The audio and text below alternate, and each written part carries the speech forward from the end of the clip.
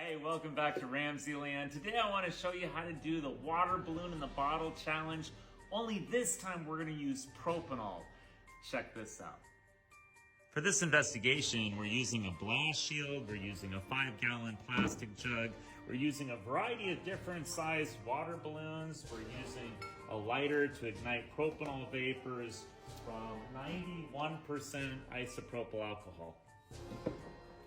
So basically this is just like the Whoosh bottle. You're gonna take your 91% isopropyl alcohol, pour a little bit into a 5-gallon jug, put a lid on it, and then just roll it around. And as you increase the surface area, the propanol will start to vaporize and it'll build up vapor pressure. Now when we ignite the vapors, it'll start to burn, and of course that air will convect out of the bottle. We know hot air rises, and when the fire goes out, then the air will start to cool and it'll contract. Now at that point you want to cover it with your water balloon that's not too big. If it's too big, it'll explode.